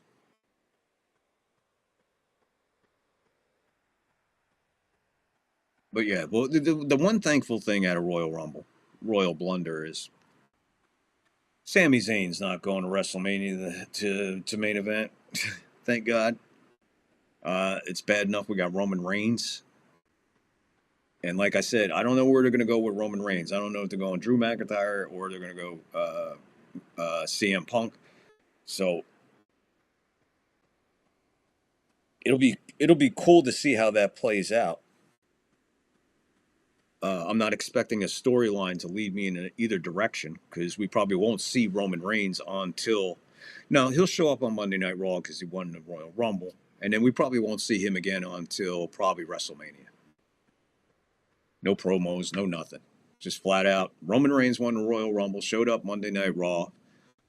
See you at WrestleMania in fucking 2 months, 2.5 months. Absolutely horrible. And then you got guys like Lockport is saying, you got LA Knight sitting there fucking scratching his ass because Triple H has got a bug up his ass about him.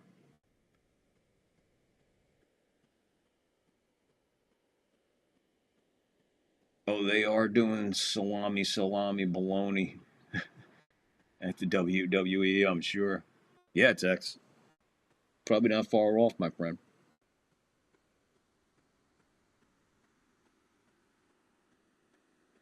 Texas, when are you going to drop me an email so I can discuss about bringing you on?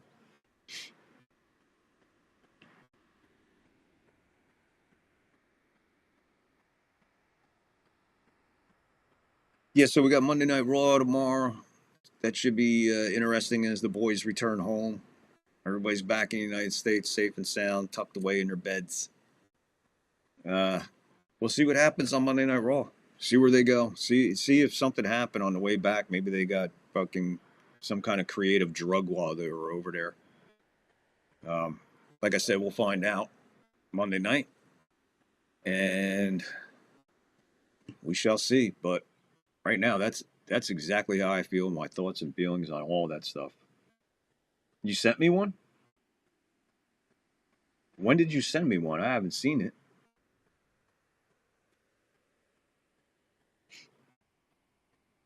I didn't get it.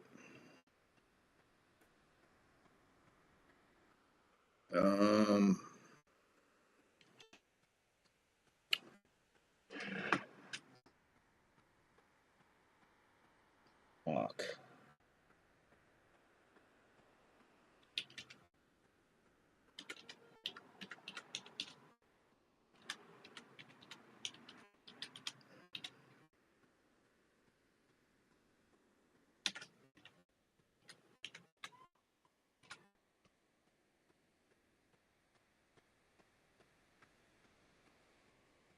Did that work? Yeah, there's the link. Lockport, send me one. I already got Angus. So, Texas, Lockport, drop an email. That's the email address it should go to. I didn't see it, Tex. But there you go. That's how you can contact the show. I also dropped a link. I'll drop another link for it. You could actually contact me on Rumble Studio. I just opened it up and started it on Rumble Studio. What you can do is I post a link. You can click that link and go there and actually give me a voicemail, or you can leave a comment, and we'll be able to directly bring it up on Rumble Studio. So I'll get that link out there. That'll be the next post out there, how to get a hold of the show. I got to put that together too, I guess. So what are we doing? What are we doing? What we got coming up? Let's see. What's today? Sunday, Monday. Oh boy, Monday. That sounds like a vintage play-by-play night. Okay. Forgot about it. I'm losing track of the day. So we gotta have a vintage game tomorrow night. All right, I'll put one together later. And tomorrow night we'll be here with a vintage play-by-play. We'll do. Well, we already done one Super Bowl. Maybe we'll do another Super Bowl. Maybe I'll call another Super Bowl. We'll find out. Stay tuned. Hit the like, hit the follow, hit the sub so you don't know what we're not doing. And I know there's some of you out there who have not subbed yet, not liked, because I see the eye and it's full. So take a quick second. Go hit the sub, hit the like. We're not going anywhere for a minute. As a matter of fact, let's see. Let's do this. Oh, here you go. Here's one for you, Tex. And Yankee Kyle, if you're still here. Good old Mick Foley. I think they killed him. This was absolutely one of my most favorite moments of the Attitude Era. I just wish it had sound. That shot with the bedpan is probably one of my most favorite moments in all of wrestling.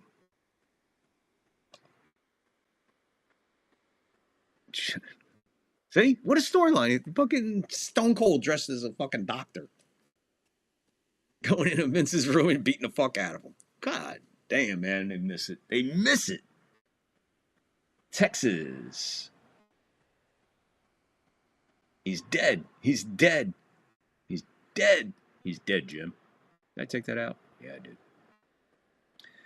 Do a vintage Rumble.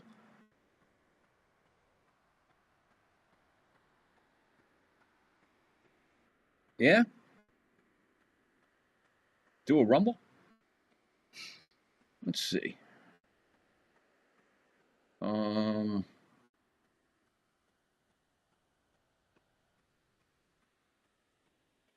right, let's do this.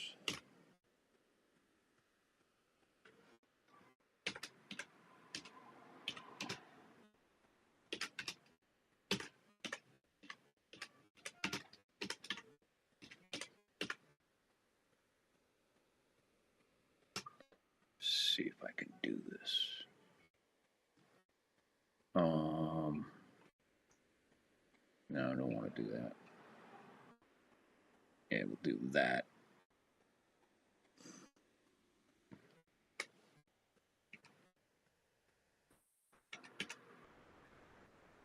Hold on, guys. I'm setting a poll up for you.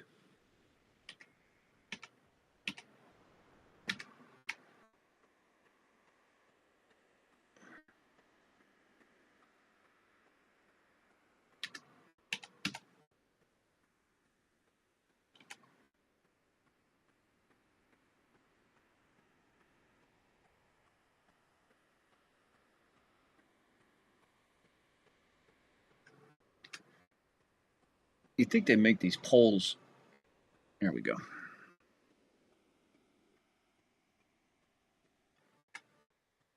All right, put a poll up for you guys. According on the suggestion of Texas,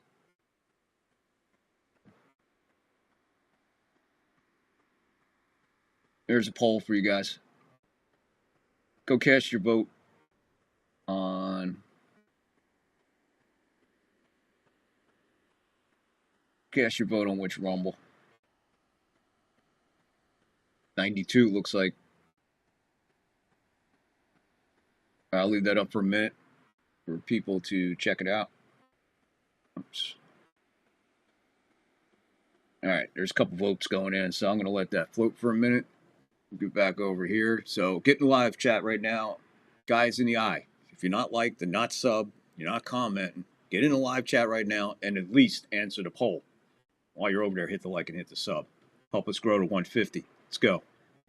We bring you play-by-play. We bring you shows like nobody else does. And it's driven by this chat, the live chat. And I have a great crew in there. Great moderators and everything. So become a part of the third floor. Hit the like, hit the sub, hit the share, get in the comments. Do it. I said do it.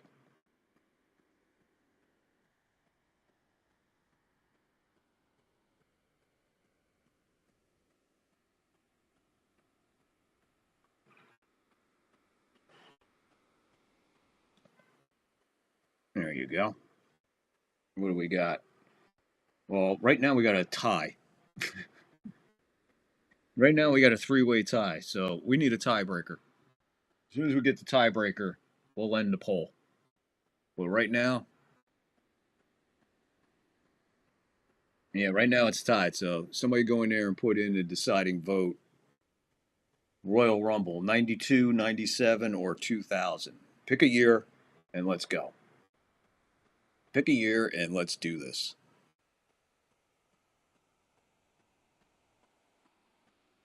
And then in the meantime, we're going to get ready to get out of here.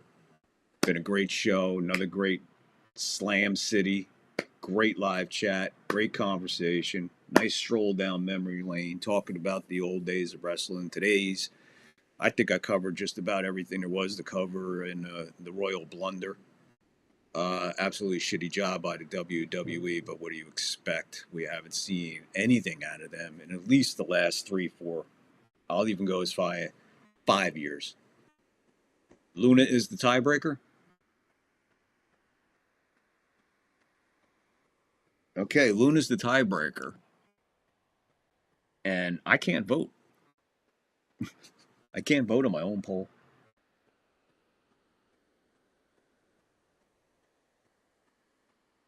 So we got a three-way tie waiting for a tiebreaker. So somebody's got to come in here and break this tie. So out of all the people who are in the eye, one of yous, just one of yous, come into the live chat, please, and end the poll for us. I got a three-way tie for a live play-by-play vintage Royal Rumble right here, third floor. I'll do it tomorrow night. We'll skip the football and I'll go right to the Royal Rumble tomorrow night. What do you want to do? Only need one of you. The eye has got, there's plenty of people out there. There's almost 40, 45, 46, 45, 46, 7. 47 of you that I haven't subbed or liked. Watching right now. One of you, just one of you. Figure it out. Jump into the live chat real quick and answer the poll. In the meantime, while he's doing that, can a couple of you others go over and hit the like, and a few others go over and hit the sub. You don't have to do everything at once. But do something. Appreciate it if you would. We're on our way to 150. Every show is packed. History, clips, talk, everything.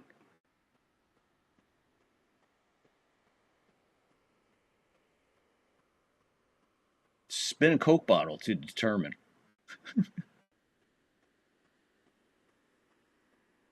Well, I figured this is a perfect opportunity for people who haven't subbed yet and people who haven't liked or haven't commented yet. The eye's got a bunch of people in there. I mean, just one of them needs to jump over there.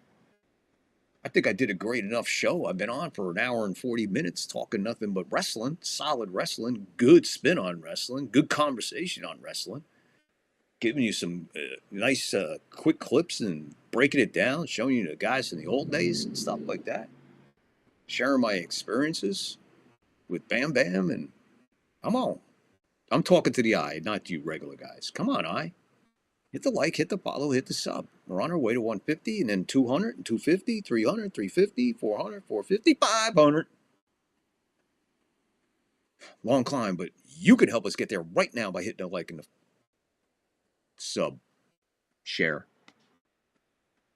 All right. Choose a coin from your pocket. The closest wins.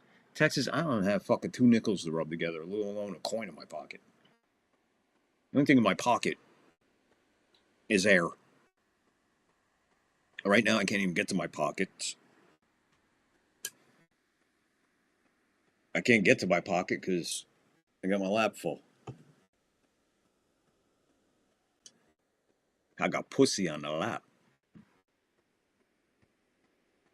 Alrighty. All right, so nobody, not one of you in the eye is going to come over and get in the live chat right now. Seriously, all you people watching who haven't subbed and haven't liked, not one of you is going to come on over and help us out in the live chat and cast a vote. Come on. Hit the thumbs up, too, while you're there. Thumbs up. Hit the sub. Can't wait to announce a winner. Come on, guys. All right, we'll see what happens. Anyway, I guess we'll get out of here. Well, I guess somebody will be happy tomorrow night. At least a few of you who voted. And I don't know how we wound up with a three-way tie, but we got a three-way tie. So somebody will be happy. A couple will be happy, and a couple will be, oh, man. But, hey, had their opportunity, man. The eye is full. The eye is packed, and just no vote. Okay. So anyway, yeah, so what we'll do, we'll let Raw play out tomorrow night and everything. Let things settle, let the dust settle, and then we'll come back Wednesday night for Slam City. Again, hit the like, hit the follow, hit the sub. Lockport, you picked 97.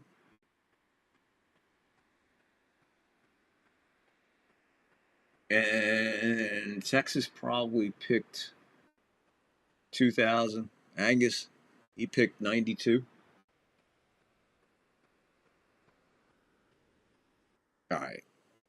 See, I can't vote. It won't let me vote, but I could vote here. I could break the tie, but that wouldn't be fair. Somebody come on down. Really? I mean, this is crazy. It's like crazy. It's like people are actually there watching this and get entertained. They're hanging in because the high is not dropped below 42 since I've been on. So 42 people are just sitting there watching, listening, and have not hit the like and not hit the sub. And Angus 2000. So that means Texas voted 92. Just one of you just come on over. It's not going to kill you. Just be the one. Be the one. Get in a live chat.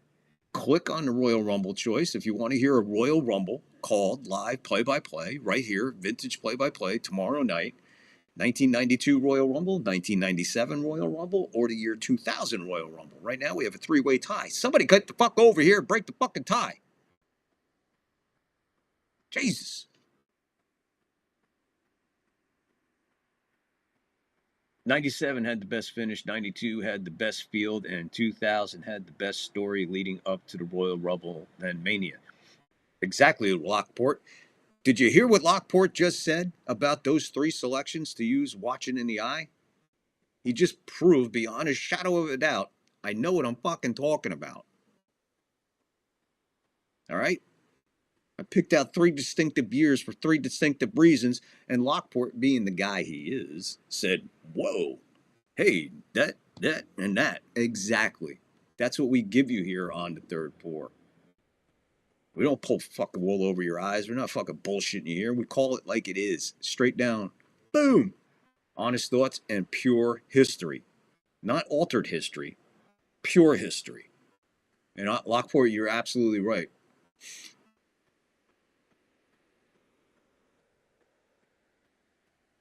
Yeah, out of the three choices. That's exactly right. I knew what I was doing. I know exactly what's going on with each one of those that I selected there.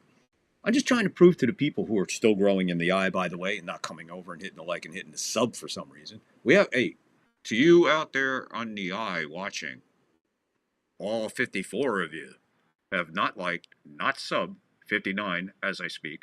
59 of you is out there watching and not getting involved. Somebody get involved. Hit the like. Hit the follow. Hit the sub. Hit this. But can somebody get in the live chat and end the poll? Oh my God! Now we got some action over here with the poll. Thank you. Thank you, people. Hit the sub too while you're over here. We still have a tie though. We still have a tie. Oh my God, I can't. Looks like we need somebody else. Right now, 92 and 97 are tied. And I see a couple people popping over now. Getting up there. Get in the fucking live chat right now and answer this poll. There we go. Now we got some action on a poll. 97 just took the lead. 97 right now. 8 in the chat vote. Got it. I just woke up and voted for 1997. Did I do good? D. Scarella, what up, brother? Right up your alley, brother. Gonna call a vintage Royal Rumble tomorrow. We need the votes. So we got another 97. Right now, 97 is leading the way at 50% of the vote. Victor, Ric Flair won the 92 Royal Rumble at number 3. Texas. Spoilers, Kyle. I think we all know, but yep, you're 100% right there. Like I said, these 3 dates in Royal Rumble history, and you see where it is. It starts in 92, goes to the middle of the 90s, and ends in 2000. The premier Royal Rumbles of the 90s. And one hell of a way to kick off the 2000s. So there you go. Any more? Do we have any more? Did I do good, Texas? No. D. Skrilla, you did great. You did fantastic, D. Skrilla. I'm super proud of you. All right, I'm gonna leave it up there for another couple minutes. 50% means we have to have a revote. Angus, no. This ain't 2020. This ain't 2020. This is as fair as the vote gets. Brother Victor, shared you. Thank you, Yankee Kyle. Appreciate you, man. Yankee Kyle, did you vote? I demand a recount.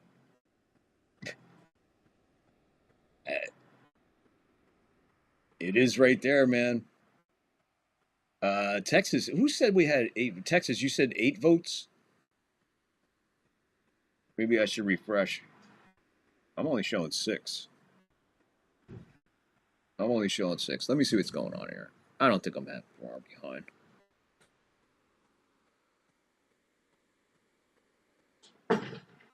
Let me refresh that. And then we'll see how we go. Thank you guys in the eye for coming over and getting involved. Some of you's got the message, and that's beautiful. Angus, I am joking, haha. Texas, it's Biden's fault. You're fine, Angus. It's cool, brother. You're good, bro. I know you're joking. D. Scarilla, I meant to vote for 92.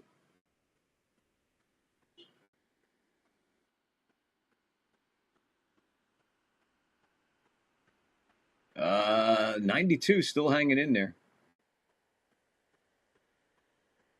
I'll leave it up for just a couple more minutes and then we'll shut her down. But right now, 1997 Royal Rumble has the lead for a play-by-play by yours truly tomorrow night on MEF, Monday Evening Football. But it'll be a special Royal Rumble night. We will call a Royal Rumble. Match by match, punch by punch, kick by kick, drop kick by headlock.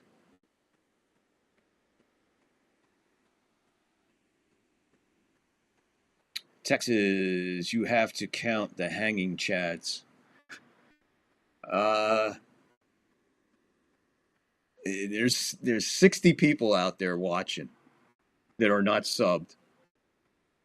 And man, if just a couple of them people come over, if just a couple people in the eye who haven't liked yet, haven't subbed yet, or just finding us or whatever, just get in the live chat real quick, cast a vote, then hit the sub so you know what time we're going to do it tomorrow. So that'll be for you people in the eye.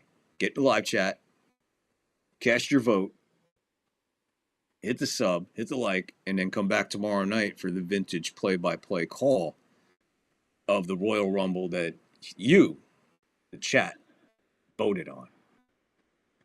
Actually, since Monday Evening Football, you should do Battle Royal WrestleMania 3.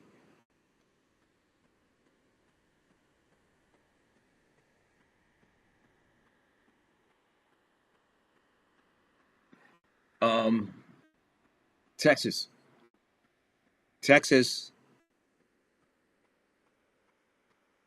Make sure you fucking send me an email, Texas, because you just blew one of the segments for fucking halftime in the Super Bowl. It's all right. I'm still doing it. Yeah, I was gonna put the Battle Royal from WrestleMania 2 with all the NFL players as part of the halftime show next Sunday here on the third floor. So, spoiler: Texas crawled inside my freaking attic up here and already knows what I'm thinking about.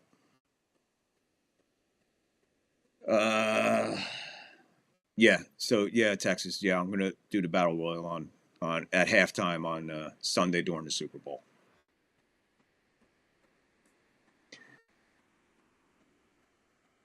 Two, WrestleMania 2. That was the one in New York, Chicago, and L.A. with the famous Hulk Hogan, King Kong Bundy steel cage match, the old blue steel cage. I wish they'd bring that fucking steel cage back. I miss that blue steel cage. That bitch was badass. Pixelmon says he votes for 2002. Well, he's not even here. And if he's sitting next to you, tell him to log the fuck in, get over here and fucking vote. And 2002 is not on the fucking vote. Texas better than Bad Bunny. Fuck yeah, anything better than Bad Bunny. And Green Day. I didn't even know they were still a band. I thought they were all in prison by now. D Squirrella, where is Pixelmon? Can you get a hold of him? Tell him to get that fuck in here and vote. Come on, somebody in that eye, bro. Come on. We're on a, you know what? We're on a sub mission right now. We're on a sub and live chat mission. I was getting ready to get out of here, but we're gonna keep these frickers going in this eye. Let's go. Come on over. A bunch of yous did. Get on my home. Cast your vote in the live chat. She's getting shut down real soon, and whatever it is, that's the one we're calling. So if you haven't voted yet, get in there and vote now before the poll shuts down. Go vote first. First, just go vote, and then you can hit the sub and the like as you're heading out. Yeah, where's Dez? Where's Dez? Where's John the Beagle Dad? He was here earlier. Yankee Kyle, are you still around? Did you vote? Yeah, he did vote. He said he voted.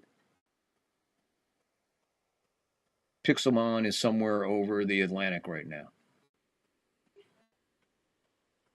Is Johnny live? Let's rate him. Yeah, Johnny is live.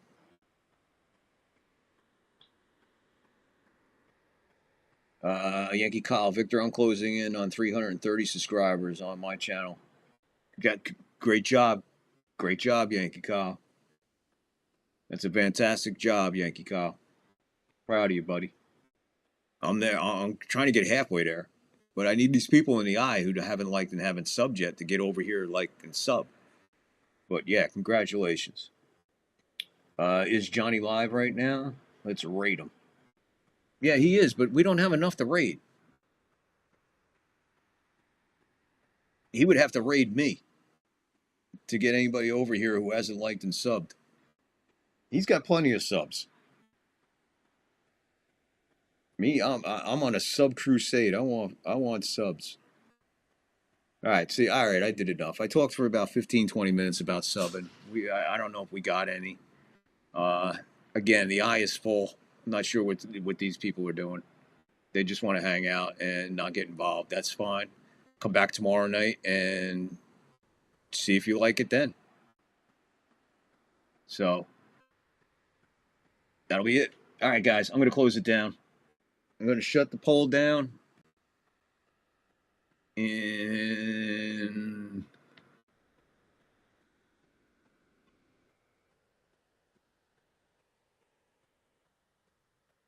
boom. There you go, guys. Tomorrow night, live. 1997 Royal Rumble right here. Tomorrow night. Absolutely 100% live. We're going to relive 1997 WWF Royal Rumble when the Royal Rumble was a Royal Rumble. Texas, what's that? Oh, is that Johnny? I don't know. Who's here? I don't know if I have enough.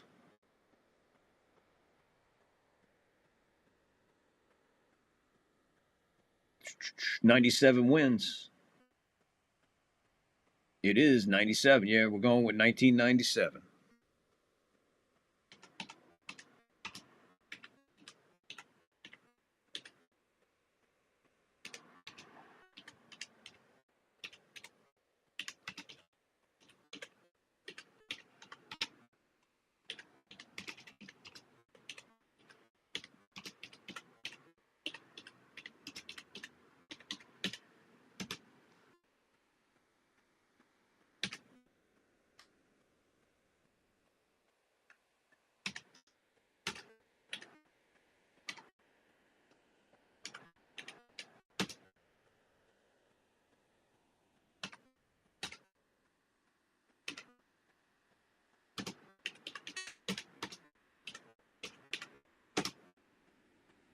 There you go.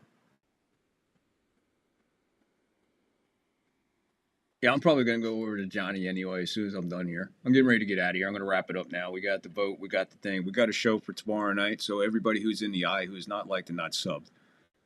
Tomorrow night, right here, 1997, Royal Rumble, play-by-play.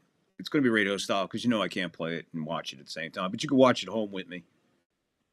We could sync it up and you could be able to watch it along with me as I call Royal Rumble 1997. Thanks, Texas, for the idea. Love you, brother. Kind of a behind-the-scenes co-producer right now. And Angus is part of the broadcast team. Can't wait for tomorrow night, Vic. Thank you, D. Skrilla. Again, spread the word, D. Skrilla. Get some of your friends over here, man. Get some of your friends over here. Share me out, bro. You and Pixelmon. I love you guys.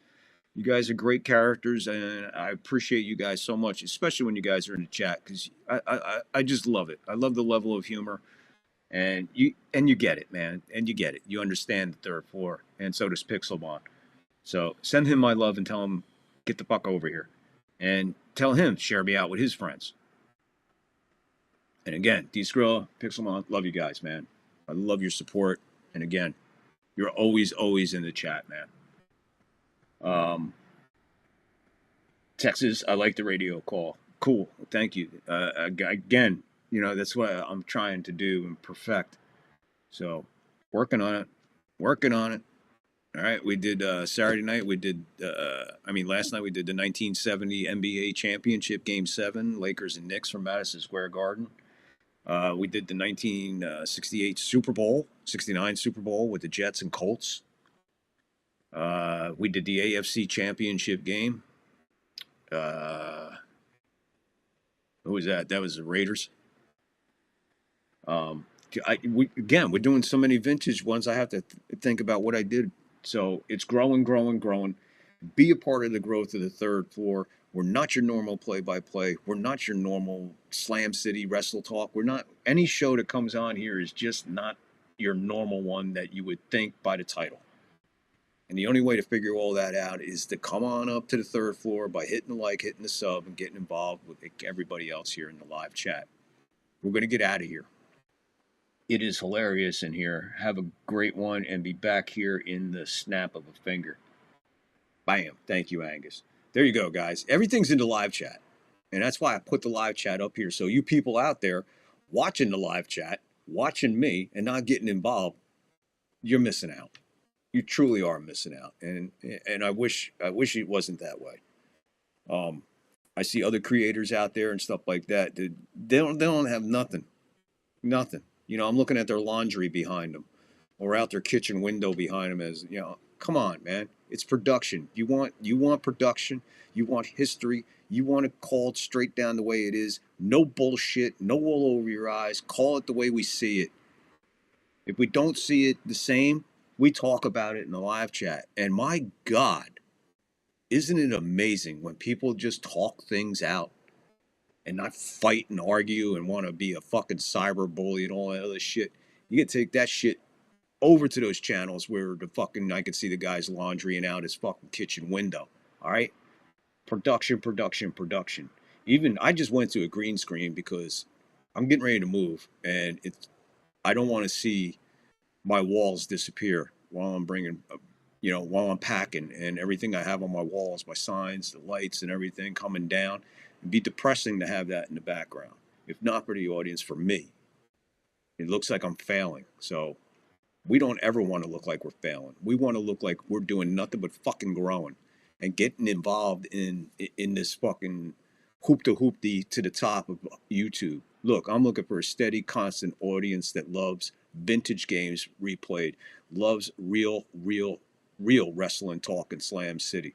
The puppet show on Rumble is off the fucking hook. I can't even play it on YouTube, the puppet show. It's only on Rumble. Dead Man's Saloon, which is coming this week. You're going to be able to go on Rumble and watch the movie with me as we Mystery Science Theater 3000, the fucking movie. We got the Sports Chat Live. Let's chat. We got an immense amount of entertainment and only more to come. Interviews, guests, all that kind of stuff is coming right here. Please hit the like, hit the follow, hit the sub, and be a part of it. And like Texas just said, we ain't normal. And that's cool. That's the best thing to be. Not normal. Guy once told me, he said, the only thing normal in life, the only thing that's normal in life is the selection on the washing machine knob. With all that being said, and with everything else I've been telling you, guys, please, come on, hang out on the third floor. We have a blast. What kind of blast? We have commercial breaks. We have clip breaks. We have Angus clips during football. We have the Texas halftime clips during football. We have the 7th inning stretch clip. We have the Mel Blount 420 moment. We're going to have the Bake McBride moment in baseball this year. We're adding the 420 moment to baseball. We just add things that are so stupid and immature that they're fucking entertaining and not normal. It's not like you can go on another podcast and find this kind of fucking substance and production. Yeah, guys have lots of production and do a really good job with their production, but they got something I don't have. And that's why we ask for help on the third floor. So if you want to help the third floor, get in the description. I got Cash App, PayPal, all that's out there. It's all out there. We make it available for you. You know, every bit helps. So we got Cash App. We got PayPal. That's just to help us out. Because we are nowhere being monetized yet on YouTube. And Rumble, we're really making headway over on Rumble. And if I can get a lot of you guys that are over here sub to me to get you over there and follow me, it's a whole different world over there. And I could be so much looser over there. So much more open and brave. Because I don't have to hide behind certain words and can't play this and can't do that. You know. So there's alternatives. And I'm on X too. So there you go. You want to help the show? Help the show. Go back, pause it, use your phone. Appreciate it. Cup of coffee. That's all it needs. But again, like Texas just said, we're not normal. Angus, love Mystery Science Theater 3000. Have tons of their DVDs. Yeah. And we're just gonna use that premise. A lot of people do. It's okay. It's not a copycat. I'm not copycatting. It's gonna be my own unique way of doing it.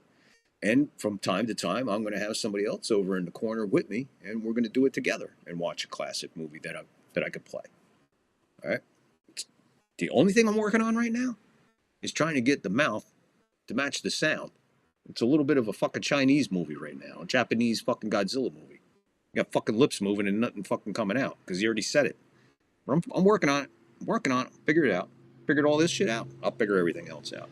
Anyway, all right, guys, thank you so very much. Thank those who were in the eye who decided to come over, and there's still over 50 of you who have not made a move yet as far as the like and the sub button. do so, please. We're going to get out of here. We'll be back tomorrow night. What did I put up? 8:15. Tomorrow night, 1997 Royal Rumble, vintage play-by-play, Monday night at 8:15 on the East Coast, 5:15 on the West Coast, live right here. The live chat will be up. Everything will be up. We'll cue it up. We'll count it down, and boom. Headlocks and scissor locks and 4-figure fours and body slams and drop kicks and headbutts and groin punches. All here tomorrow night, 1997 Royal Rumble. Relive it with the third floor of a vintage play-by-play.